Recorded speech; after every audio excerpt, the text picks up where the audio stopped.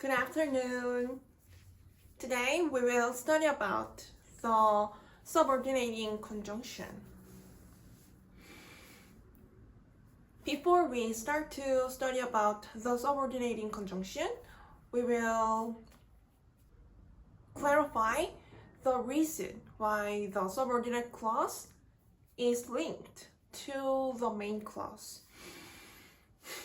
The reason why the subordinating conjunction links the subordinate clause to the main clause is that the subordinate clause and the main clause share an indication or a description.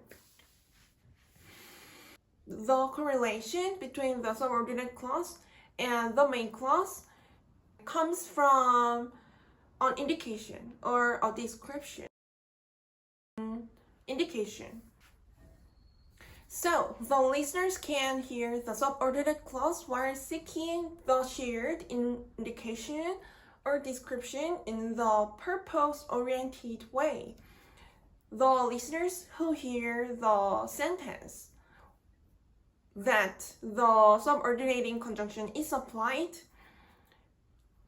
can focus on the following statement with the purpose. The purpose is to figure out the shared indication or description in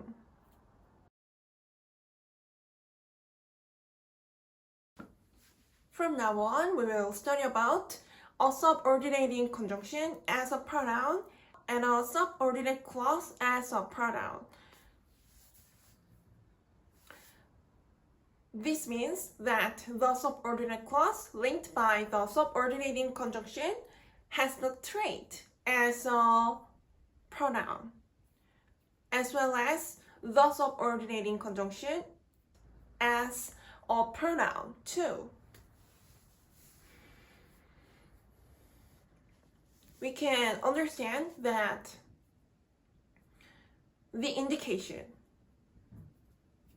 by the subordinating conjunction is described in the subordinate clause.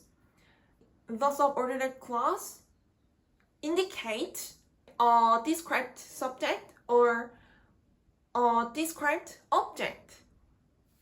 The described subject or object will be applied as in the main clause. Let's start from the definition of the subordinating conjunction as a pronoun.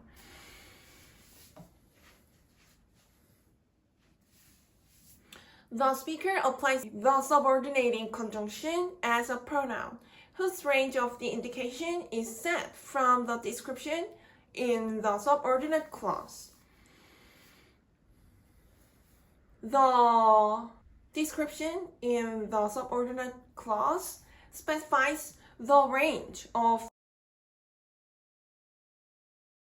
subordinating conjunction as a pronoun. The subordinating conjunction as a pronoun practices the role as a subject or an object in the subordinate clause. Because the subject or object is described in the subordinate clause, the subject or object indicated by the subordinating conjunction in the subordinate clause practices the role as a subject or an object in the main clause. The speaker applies the subordinating conjunction as a pronoun to be specified in the subordinate clause firstly, and the subject or object described with the experience, condition, or action is applied as a subject, an object, or a complement in the main clause.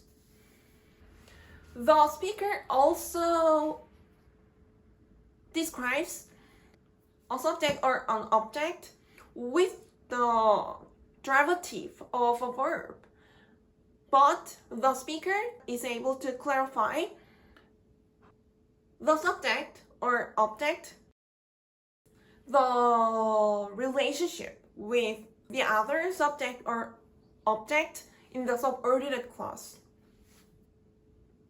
This is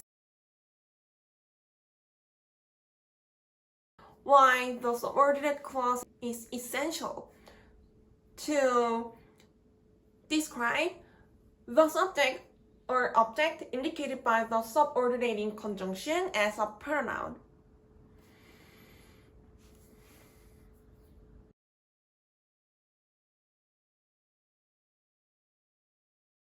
Transitivity of a verb in the subordinate clause. The tense of the verb in the subordinate clause is able to describe the duration of the experience, condition, or action to describe the subordinating conjunction, that is a pronoun. The form of the verb to reveal the number or the role of the subject indicated by the subordinating conjunction as a pronoun.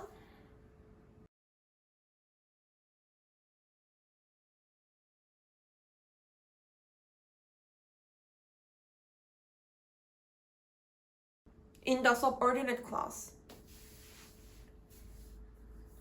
From these three reasons, the subject or object indicated by the subordinating conjunction as a pronoun is described in the subordinate clause, not the derivative of a verb, in a more detailed way.